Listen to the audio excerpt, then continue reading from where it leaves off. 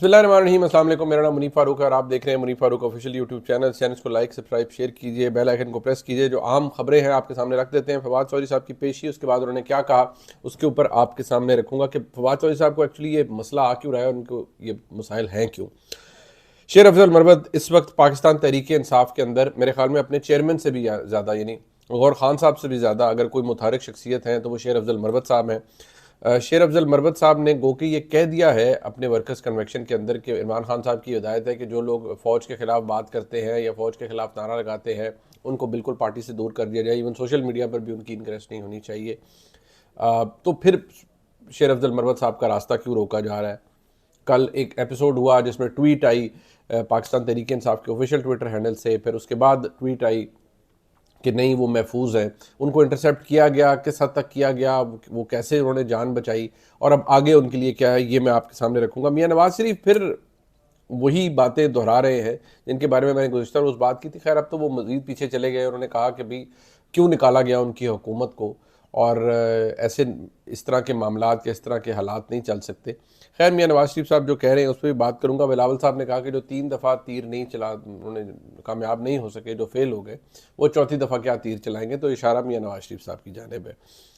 एक और अहम डेवलपमेंट है कि इंट्रा कोर्ट अपील समात के लिए मुकर्रर कर दी गई है। फ़ौजी अदालतों के ऊपर जो फैसला आया था, याद रहे, उसके अंदर क्योंकि जहां फ़ौजी अदालतों को के अंदर सिविलियंस के ट्रायल को गैर कानूनी गैर आइनी करार दिया सुप्रीम कोर्ट के बेंच ने, वहीं पर एक इम्पॉर्टेंट बात ये थी कि उस पर अमल दरामद नहीं हुआ। और आपने देखा कुछ दिन पहले हमने जिक्र भी किया था कि सेक्रेटरी डिफेंस के खिलाफ कंटेम्प्ट प्रोसीडिंग्स का भी कहा गया था। तो ये सारी बातें आपके सामने मैं रख देता हूँ। और जो सियासी मंजरनामा बन रहा है वो कितना बदनुमा होगा और वो हमारे मुल्क की सियासत के ऊपर किस तरह से असरअंदाज होगा और उसका इम्पैक्ट कितना बड़ा होगा, कितना ज़्यादा वो डैमेजिंग होगा हमारे मुल्क की सियासत के लिए ओवरऑल, ये भी मैं आपके सामने बड़े खुले अल्फाज में रख देता हूँ। एक बात मैं ज़रूर कहूँगा कि मैंने पहले जब से मैंने अपना ये डिजिटल प्लेटफॉर्म शुरू किया, ये सब आपकी फ़ीडबैक की वजह से ही चल रहा है सिलसिला। तो बहुत से लोगों का ख्याल होता है कि नहीं, मैं कोई बात अगर कर रहा हूँ तो भाई आप ये देखिए, बहसीत सहाफ़ी मैं ये नहीं कर सकता, मैं पॉलिसी चीज़ें नहीं बना सकता। यहाँ पर बैठकर, इस कुर्सी पर बैठकर या आपसे बात करते हुए मैं इस मुल्क के अंदर बनी हुई जो पॉलिसीज़ हैं उनके ऊपर तनकीद कर सकता हूँ। मैं ये कर सकता हूँ कि हाँ ये गलत है। मैं आपको हक़ाइक़ बता सकता हूँ कि ये है, ये नेचर है हमारे मुल्क की सियासत की, हमारी रियासत की, और ये हो रहा है। मैं कैंपेनिंग नहीं कर सकता, मैं किसी के बिहाफ पे प्रोपेगेंडा नहीं कर सकता, मैं आपके सामने सिर्फ हक़ाइक़ रख सकता हूँ। वो मैं रखता रहूँगा, किसी को अच्छा लगे किसी को बुरा। लेकिन सबसे पहले ज़रा फवाद चौधरी साहब के ऊपर आ जाते हैं।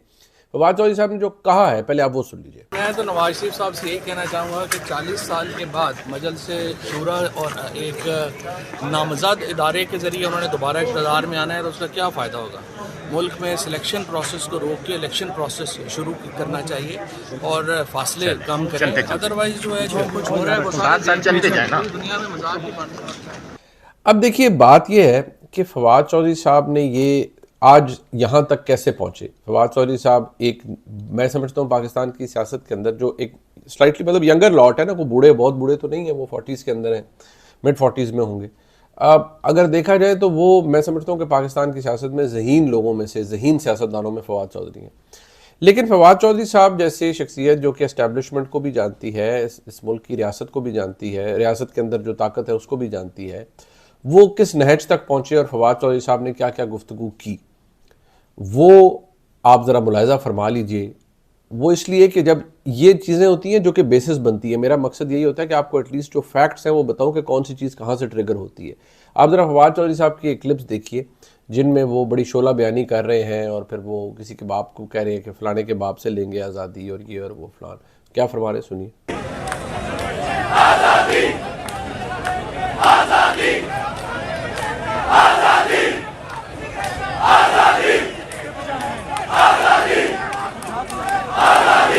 अब आप मुझे ये बताइए, ये सारी बातें अपनी जगह पर, लेकिन मैं आपको बताऊं, आज़ादी इजहार की होनी चाहिए, हर एक के पास होनी चाहिए, आइडियल के प्रिंसिपल चीज़ तो ये है। लेकिन ये महज़ब मुआशरों में होता है, महज़ब जमहूरियत के अंदर होता है कि आज़ादी चले, बात हो जाए, नारा लग जाए, नारे की और बात होती है। नारा रियासत के ख़िलाफ़ नहीं होना चाहिए, रियासत के किसी इदारे के ख़िलाफ़ इस तरह नहीं होना चाहिए, या किसी को ये नहीं इंसाइट करना चाहिए कि तुम ये जुर्म करो या तुम उस तरफ चले जाओ और तुम ये करो।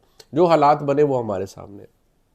अब मैं आपको सिर्फ इतनी बात बताता हूँ कि जो सिलसिला जो फवाद चौधरी साहब, अब यही बात है, वो मजबूर थे। फवाद चौधरी साहब ने इलेक्शन कमीशन में भी जाके कहा कि मैं नहीं, मेरी तो मेरे पार्टी की पॉलिसी है, मैं तो पार्टी का क्योंकि सेक्रेटरी इन्फॉर्मेशन हूँ, तर्जुमान हूँ, तो मैंने ये बातें करनी होती हैं। ये बातें वो कहते हैं मेरी लाइन नहीं है, लेकिन ये तो पार्टी की लाइन होती है। अब उसका इम्पैक्ट क्या होता है कि लेकिन वो सारी चीज़ें किसी एक शख्स के खाते में चली जाती हैं। फवाद चौधरी साहब के खाते में चीज़ें गई। फवाद चौधरी साहब के साथ बहुत बुरा सलूक किया गया जब वो मुक्तदर हलकों के पास थे, उन्हें मारा पीटा गया, घर आ गए, बच्चों के पास आ गए, हर एक ने कहा थी बहुत अच्छा हो गया। और जिन लोगों ने तनकीद की फवाद चौधरी जी देखें जी रो पड़े फलां, तो मैंने हमेशा कहता हूँ कि भाई ये तनकीद करना बड़ा आसान है, हम में से कोई भी उस कंडीशन में जाएगा तो पता नहीं हमारे साथ क्या होगा और हम किस हालत में चले जाएंगे। लिहाजा इतना माचो मैन बनने की ज़रूरत नहीं है। जो बंदा तकलीफ़ में हो, ये सिर्फ उसी को पता होता है वो किस तकलीफ़ से गुजर रहा है। अब ये देखिए कि ये सिलसिला यहाँ पर आ गया, फवाद चौधरी साहब पीटीआई की वजह से या कुछ अपनी बातों की वजह से आज ये सब कुछ झेल रहे हैं, सब कुछ कर रहे हैं। लेकिन आप देखिए कि जो फवाद चौधरी का पैगाम है वो गलत नहीं है। वो गलत इसलिए नहीं है कि जब मुल्क में इतनी खींचातानी होगी, जब मज़ल की जाएंगी आवाज़ें, या सियासी मैदान के अंदर किसी एक जमात का जो वोटर है उसको डिसएनफ्रेंचाइज कर दिया जाएगा, या उसके पास ऑप्शन ही नहीं होगी कि वो अपने किसी फेवरेट लीडर या अपनी फेवरेट पॉलिटिकल पार्टी को इलेक्ट कर सके, तो वहाँ पर जमहूरियत क्या पनपेगी? जमहूरियत तो नहीं पनपेगी, वो तो रिवर्स गियर लग जाएगा। ये हमारे मुल्क के इस वक्त हालात हैं। पाकिस्तान तहरीक इंसाफ के मकबूलियत हर चीज़ वो अपनी जगह, लेकिन प्रॉब्लम ये है कि बार बार एक ही इशू आ जाता है ना कि यहाँ से रास्ता क्या है, यहाँ से तहरीक इंसाफ के लिए रास्ता क्या है। मैंने अपने प्रोग्राम में सोहेल वड़ाइच साहब को बुलाया, बहुत नामी गिरामी पाकिस्तान के साफ़ी हैं, वो भी ये कहते हैं कि इमरान खान साहब को बहुत कुछ करना पड़ेगा, जबकि उनकी आवाज़ जो अब रिसेंटली हमारे सामने आई वो तो अभी भी ये कहते हैं कि जी भाई ये शेख मुजीब के हवाले देते हैं और पता नहीं क्या क्या हवाले देते हैं और ये और वो और फलान। तो वो रिकन्सिलिएशन उनकी जानिब से भी कुछ देखने में नहीं आती। अब वो कहेंगे नहीं जी मैं क्या करूं, मेरे से कोई बात करना नहीं चाहता, तो पहले आप ये पता लगाइए कि आपसे कोई बात क्यों नहीं करना चाहता। इस बात का जवाब इमरान खान साहब के पास है, मेरे और आपके पास नहीं, वो कि मैं आपको बहुत दफ़ा बचा चुका हूँ। अब आप ये देखिए कि एक तरफ ये हालत है, दूसरी तरफ आप देखिए शेर अफजल मरवत। अब फवाद चौधरी साहब रगड़ा खा रहे हैं, तहरीक इंसाफ से उनका ताल्लुक, उन्होंने कहा जी मैं छोड़ दिया, सब कुछ कर दिया, लेकिन फिर भी रगड़ा खा रहे हैं। इसका मतलब है वो उन्होंने पूरे दिल से नहीं छोड़ी थी सियासत तहरीक इंसाफ। अब शेर अफजल मरवत साहब को देख लीजिए, पाकिस्तान तहरीक इंसाफ के अंदर इस वक्त बड़ी एक तगड़ी आवाज़ के तौर पर वो उभरे हैं। वो कि उनको पार्टी के अंदर या उस तरह वो सारी बातें हो रही हैं, वो अपनी पार्टी का दिफा भी कर रहे हैं, बड़े कामयाब कन्वेंशन भी कर रहे हैं, लेकिन क्या पाकिस्तान तहरीक इंसाफ के वर्कर्स को वो आज़ादी हासिल है जो बाकी हमारे मुल्क में पॉलिटिकल पार्टीज़ को हासिल है? क्या वो उतनी आज़ादी से वर्कर्स कन्वेंशन कर सकते हैं या नहीं कर सकते? अब कुछ लोग कहेंगे ओ जी नाम लें आप, कहाँ पर नहीं कर सकते, लेकिन फैक्ट है ना कि तहरीक इंसाफ के कुछ जलसे या कन्वेंशन हुए जहाँ लाठीचार्ज भी हुआ, जहाँ रिस्ट्रिक्ट भी की गई मूवमेंट, लोगों को कंट्रोल करने की भी बात की जाती है, सब कुछ होता है। इसका हल किसके पास है? इसका हल, जब भी कोई लड़ाई होती है या तनाव होता है तो एक फरीक से आप नहीं कह सकते, दोनों फरीक थोड़ी थोड़ी अपनी पोजीशन से पीछे जाते हैं, लेकिन आगाज़ किसी जगह से होना होता है। अब मसला यह है कि इस वक्त वो आगाज़ किसी जगह से नहीं हो रहा, ना तहरीक इंसाफ की जानिब से और इस्टेब्लिशमेंट की जानिब से तो बिल्कुल नो एंट्री है इमरान खान साहब के लिए। आज भी इमरान खान साहब, मैं आपको बता दूं, फिर बहुत से दोस्त हमारे गुस्सा खा जाते हैं, भाई इमरान खान साहब की सियासत आज भी ये है, वो गारंटियां देख के देने के लिए तैयार है फ़ौज को कि जी मैं आपका बिल्कुल ताबेदार रहूँगा, बिल्कुल मैं आपका ताबेदार रहूँगा, आप मुझे एक दफ़ा मौका और दे दें। वो भी कोई उसूल पसंदी की बातें कोई नहीं कर रहे, और जिन जिन लोगों को उनसे उन्होंने पैगाम भिजवाया है वो सब कच्चा छठा आके उन्होंने पाकिस्तान की इस्टेब्लिशमेंट के आगे बोला है कि जी हमें तो खान साहब ने ये कहा है कि जी हम मुझसे ये हाथों पैरों के अंगूठे लगवा लें तो मुझे एक दफ़ा जो है मुझे माफ़ी दे दें। तो जो कह रहे हैं ना कि वो बहुत अजीम लीडर, और ये सारे हमारे जो पावर पॉलिटिक्स है ना, जितने भी लीडर साहिबान हैं, जितने भी हैं पावर पॉलिटिक्स के अंदर, वो ऐसे ही है। जब आप अपोजिशन में हैं, जब हैं तो वो अलहदा बात है, आपने आवाम के सामने आके वो नारा लगा देना है, लेकिन जब आपने अपनी साजबाज बेहतर करनी है इस्टेब्लिशमेंट से और रास्ता निकालना है अपने लिए, तो फिर वही तरीकाकार है कि मुझसे हाथों पैरों के अंगूठे लगवा ले, मैं बिल्कुल आपका ताबेदार रहूँगा। पावर पॉलिटिक्स है, तो ये बात है। लेकिन तहरीक इंसाफ को नहीं जगह मिल रही, ये गैर कानूनी काम है, ये गैर आइनी काम है। हर जमात के पास वो सियासी हक होना है, ये मौजूद है हमारे मुल्क के आइन के अंदर कि आप ना फ्रीडम ऑफ मूवमेंट है, ना आप उसको कर्टेल कर सकते हैं, ना आप सियासी कैंपेनिंग या इलेक्शन कैंपेनिंग को रोक सकते हैं। लेकिन अगर रोका जाए तो फिर क्या है, वो गैर कानूनी काम है, उसको कोई सपोर्ट तो नहीं कर सकता, या कोई ये तो नहीं कह सकता है बहुत अच्छा हो रहा है। लेकिन हाँ, उसके पीछे जो महरक़ात है वो मेरा आपके सामने लाना बहुत ज़रूरी है। आज तहरीक इंसाफ इस जगह पर क्यों आ गई, मैं आपको दर्जनों दफ़ा बता चुका हूँ, आप मेरे व्लॉग्स देख लें, उसकी वजह मैंने आपको बता दी है कि तहरीक इंसाफ तो चले जमात है ना, उसके इतने सब बेशुमार वर्कर्स हैं, वोटर सपोर्टर मौजूद हैं, लेकिन ज़िम्मेदारी लीडर की होती है। लीडर ने ऐसा क्या किया मैं आपको ये भी बता चुका हूँ, दोहराने की ज़रूरत नहीं। अब फैसला आपके ऊपर है कि आप इसे कैसे गर्दानते हैं। अब जनाब आप देख लें, मियाँ नवाज़ शरीफ साहब, जमात आ गई, मियाँ साहब तशरीफ़ ले आए, नारे लग गए, वर्कर कन्वेंशन हो रहे हैं, मरीम नवाज शरीफ साहब अलहदा कर रही हैं, मियाँ साहब भी अब जलसे करेंगे, सब कुछ करेंगे। एक केस के अंदर उनका एक्विटल हो चुका है, दूसरे के अंदर बहुत अनकरीब उनका एक्विटल होने वाला है, यानी बरियत होने वाली है। ऐसी सूरत हाल में भी वो चौधरी शुजात साहब से मिल रहे हैं या IPP के साथ मामलात हो रहे हैं। फैक्ट क्या है? फैक्ट सिंपल सा ये है कि पाकिस्तान मुस्लिम लीग नून अपनी तमाम तर क़यादत और सियासी रसूख के बावजूद ये जानती है कि उसके हालात वो नहीं है जो 2017 या 2018 के इंतखाबात में थे। 2018 में तमाम तर मीडिया बैशिंग के बावजूद मुस्लिम लीग नून सबसे मकबूल जमात थी, और पंजाब के अंदर फिर भी वो तमाम तर रियासती जबर ज़ोर के बावजूद, रियासती गो के वो ये इस लेवल का नहीं था, लेकिन फिर भी बहुत से लोगों की वफादारियाँ तब्दील की, लेकिन फिर भी पंजाब में सबसे बड़ी जमात थी पंजाब असम्बली के अंदर मुस्लिम लीग नून। जब 2018 के इलेक्शन का रिज़ल्ट आया, RTS भी बैठा, सब कुछ बैठा, लेकिन आज मुस्लिम लीग नून के लिए हालात नहीं है।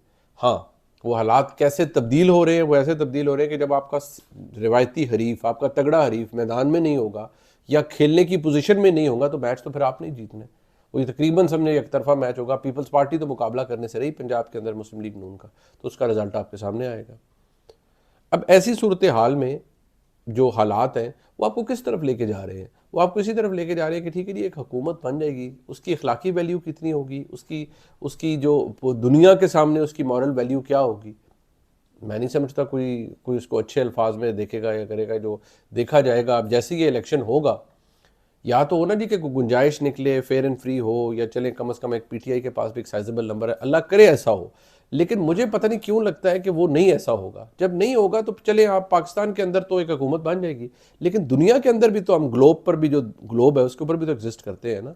लोग भी हमें देखेंगे, लोग भी उसके ऊपर वैल्यूएट करेंगे कि पाकिस्तान के अंदर किस तरह की जमहूरियत है, पाकिस्तान के अंदर 2024 में किस तरह का इलेक्शन हुआ है, दुनिया लिखेगी इसके बारे में। बाकी जो इमरान खान साहब के जो कानूनी तरीके से उन्होंने अगर उनके ऊपर कोई केस साबित होता है, या जो उनका सारे मामलात हैं वो सज़ा हो, वो अलग बात है।